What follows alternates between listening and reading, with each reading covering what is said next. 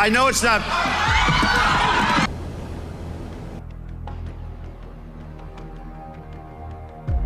Mistake. The fake news will say he accidentally said. No, there's no accidents with me, not too many.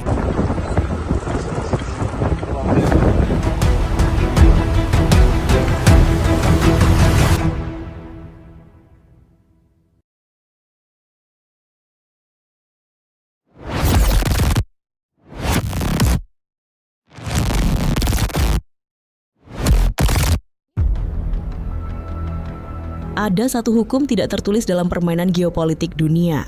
Siapa yang mengangkat tongkat lebih dulu harus siap kena pukulan balik. Hukum ini hari ini sedang berlaku tepat di depan mata kita semua. Beberapa minggu lalu Donald Trump dengan begitu yakinnya memerintahkan blokade naval ke pelabuhan-pelabuhan Iran. Tujuannya satu, mencekik negeri para mullah agar bertekuk lutut di meja perundingan.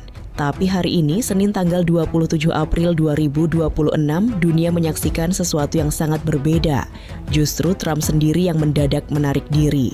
Politisi 79 tahun itu secara mengejutkan membatalkan kunjungan dua utusan khususnya, Steve Witkoff dan Jared Kushner, yang sebelumnya direncanakan terbang ke Islamabad untuk negosiasi. Alasan resminya, Trump menyebut ada pertikaian dan kebingungan luar biasa di dalam tubuh kepemimpinan Iran. Tapi para pengamat punya bacaan yang berbeda. Sementara di sisi lain dunia, Menteri Luar Negeri Iran Abbas Araghchi justru mendapat panggung yang jauh lebih besar. Hari ini Araghchi sudah berada di Moskow bertemu langsung dengan Presiden Vladimir Putin. Bukan sekedar pertemuan formalitas. Ini adalah konsultasi strategis tingkat tertinggi antara dua negara yang sama-sama merasa terhimpit oleh dominasi Barat. Akankah Putin benar-benar memberikan tameng diplomatik bagi Teheran? Apa yang sebenarnya dibahas di balik pintu tertutup Kremlin? Dan kenapa Trump justru tampak seperti pihak yang mundur teratur dalam hitungan jam? Nalar presisi coba merangkum momen di mana kesombongan Amerika di Hormuz mulai retak. Sementara Iran justru naik kelas dengan dukungan langsung dari Kremlin. Sebagai berikut. Jika kamu berpikir Donald Trump akan terus memainkan kartu kerasnya di Hormuz, kamu mungkin perlu duduk dulu sebelum mendengar fakta berikut. Sesuatu yang sangat tidak biasa baru saja terjadi di Washington. Pada hari Sabtu lalu, tanggal 25 April 2026, Trump secara mendadak mengumumkan pembatalan kunjungan dua utusan kepercayaannya ke Pakistan. Yang pertama, Steve Witkoff, utusan khusus Timur Tengah, yang sebelumnya menjadi negosiator utama dalam berbagai isu Israel-Iran. Yang kedua, Jared Kushner, menantu Trump sendiri yang pernah menjadi arsitek Abraham Accord di periode pertama Trump.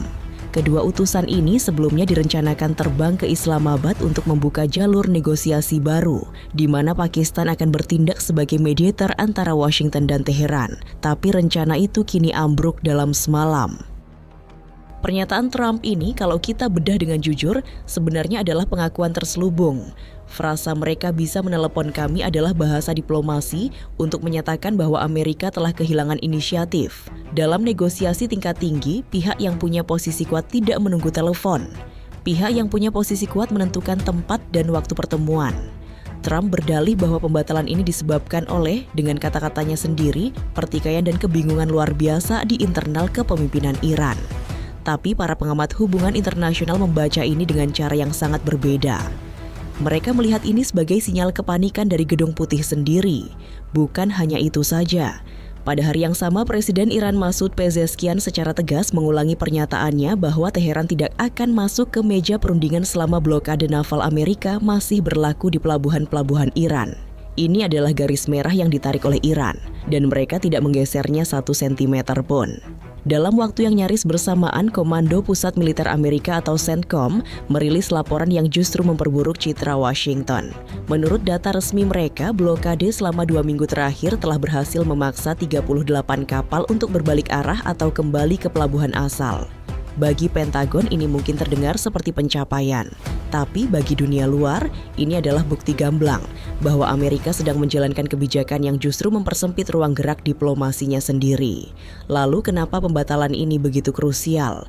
Untuk memahami beratnya keputusan ini, kita perlu kembali ke awal bulan April. Saat itu Trump dengan percaya diri mengancam bahwa kalau Iran tidak menyetujui proposal damai versi Amerika, sebelum tanggal 26 April, ceasefire bisa berakhir dan operasi militer bisa kembali dimulai.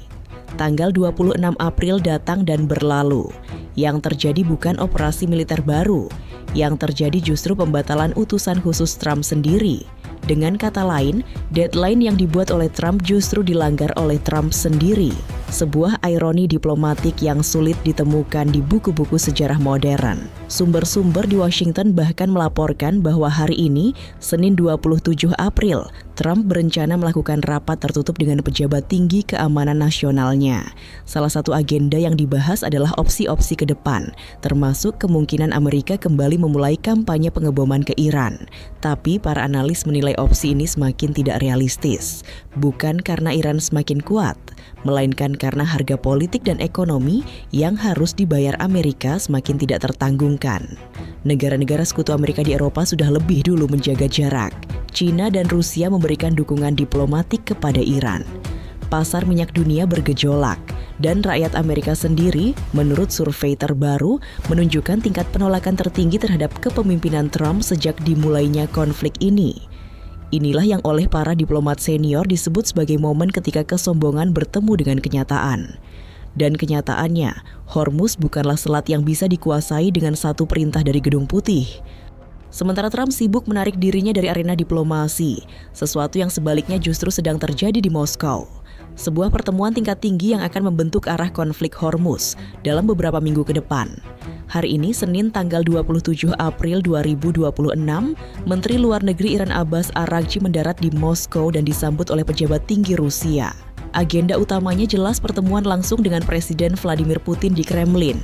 Ini bukan kunjungan biasa. Sebelum tiba di Moskow, Araghchi sudah melakukan tur diplomatik intensif. Dia mengunjungi Pakistan 2 kali dalam waktu 48 jam.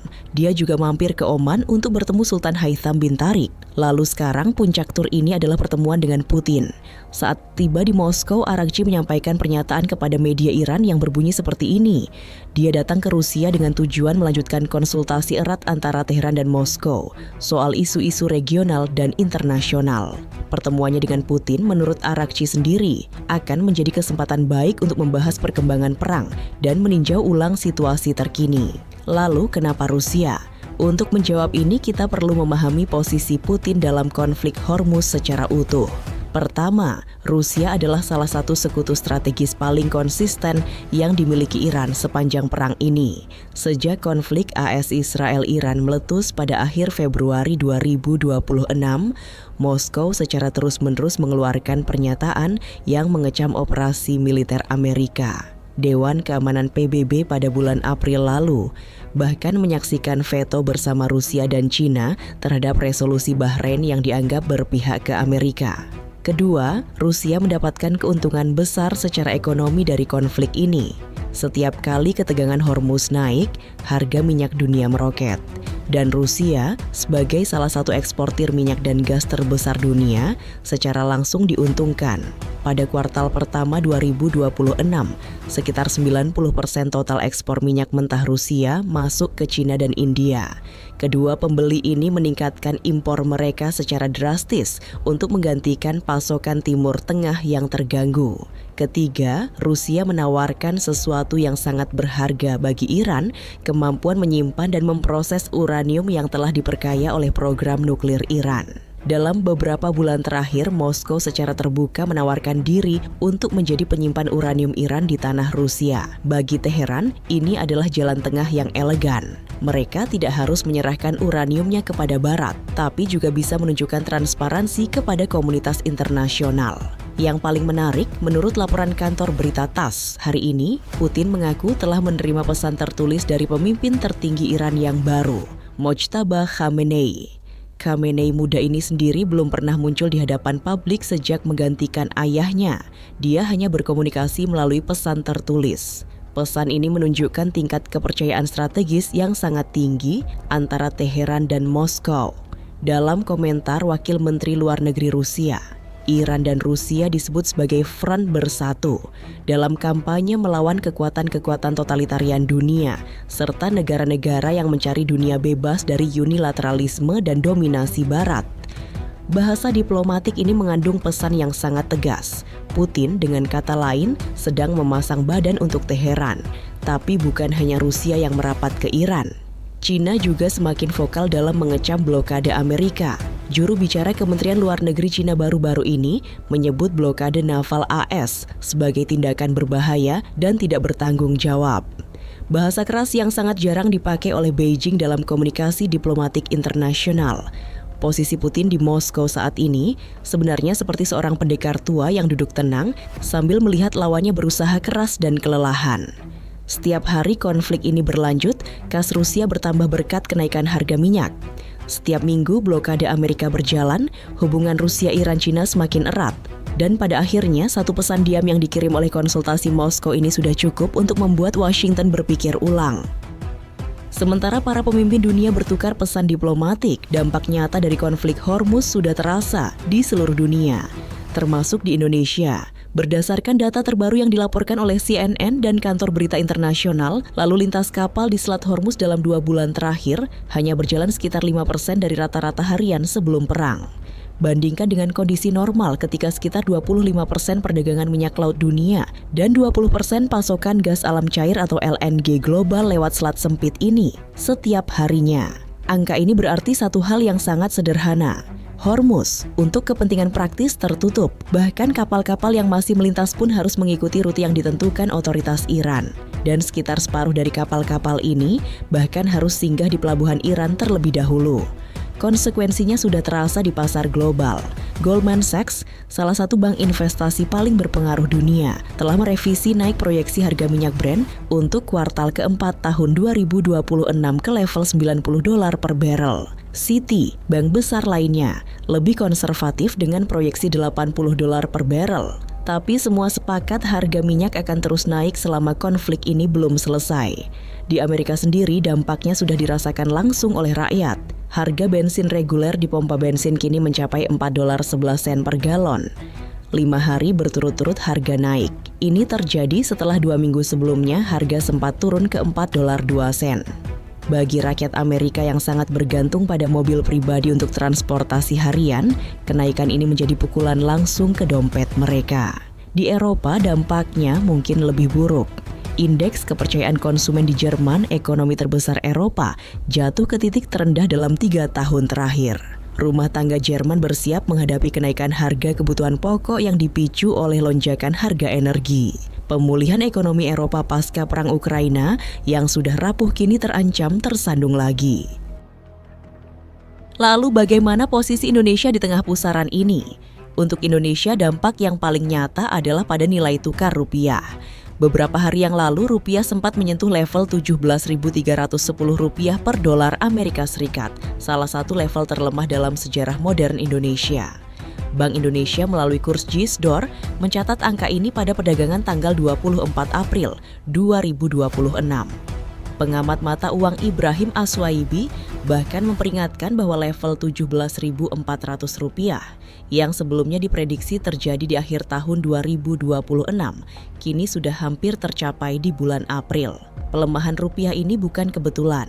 Ada 3 rantai sebab yang menghubungkannya langsung ke konflik Hormuz. Pertama, ketidakpastian global mendorong investor menyimpan dananya dalam dolar Amerika sebagai aset aman, yang otomatis menekan mata uang negara berkembang seperti rupiah. Kedua, lonjakan harga minyak menambah beban impor minyak Indonesia yang masih cukup besar. Ketiga, modal asing keluar dari pasar saham dan obligasi Indonesia, mencari tempat yang lebih aman. Bagi rakyat Indonesia dampaknya akan terasa di banyak sisi. Harga barang impor naik, beban subsidi BBM di anggaran negara membengkak, daya beli masyarakat menengah ke bawah terus tergerus oleh inflasi diam-diam. Dan kalau pemerintah tidak mampu menahan harga BBM, dampaknya akan menjalar ke harga sembako, transportasi, sampai biaya produksi industri. Bank Indonesia sendiri sudah merespons dengan berbagai langkah intervensi di pasar valuta asing. Cadangan devisa Indonesia per akhir Maret 2026 tercatat 148,2 miliar dolar Amerika Serikat. Angka yang masih kuat untuk intervensi jangka pendek, tetapi tetap memiliki batas. Pertanyaannya, sampai kapan kondisi seperti ini bisa bertahan? Selama Hormuz tetap dalam kondisi blokade ganda, Amerika memblokade pelabuhan Iran, sementara Iran memperketat selat. Selama itu pula harga minyak dunia akan tetap tinggi, dan selama itu pula rupiah akan mendapat tekanan. Ini bukan masalah hari atau minggu. Ini bisa menjadi masalah berbulan-bulan bahkan bertahun-tahun. Dengan bertemunya Arakchi dan Putin hari ini di Moskow, ada satu skenario yang mulai terbuka. Jika Iran berhasil mendapatkan dukungan formal dari Rusia dan China untuk mempertahankan kontrol Hormuz dalam jangka panjang, Amerika akan berada dalam posisi yang sangat sulit. Mereka harus memilih antara meneruskan blokade yang menghancurkan ekonomi global atau mencabut blokade dan kehilangan muka di hadapan dunia. Dan itulah mengapa para diplomat menyebut konflik Hormuz ini sebagai pertarungan abad ini di Timur Tengah. Bukan karena rudal yang ditembakkan, tapi karena tatanan dunia yang sedang berubah di depan mata kita semua. Itulah ulasan momen di mana kesombongan Amerika di Hormuz mulai retak, sementara Iran justru naik kelas dengan dukungan langsung dari Kremlin. Pertanyaannya sekarang, apakah Trump akan kembali ke meja perundingan dengan syarat yang lebih lunak setelah melihat hasil pertemuan Arakchi dan Putin? Atau justru Amerika akan nekat memulai kembali kampanye pengeboman dengan resiko menyalakan kembali api perang yang lebih besar? Apakah Putin benar-benar akan memasang badan untuk Iran sampai ujung, atau dia hanya memainkan kartu diplomatik untuk keuntungan ekonomi Rusia sendiri? Dan untuk kita di Indonesia, sampai kapan Bank Indonesia bisa menahan rupiah dari pelemahan lebih dalam? Bagaimana menurut kamu? Apakah ini benar-benar akhir dari era dominasi Amerika di Timur Tengah? Apakah Putin kali ini akan menjadi penyelamat Iran atau hanya pengamat yang cerdik mengambil keuntungan? Coba tulis pendapatmu di kolom komentar di bawah ini. Jangan lupa like, subscribe, dan aktifkan lonceng notifikasi supaya kamu tidak ketinggalan update terbaru dari Nalar Presisi. Sampai jumpa di video selanjutnya.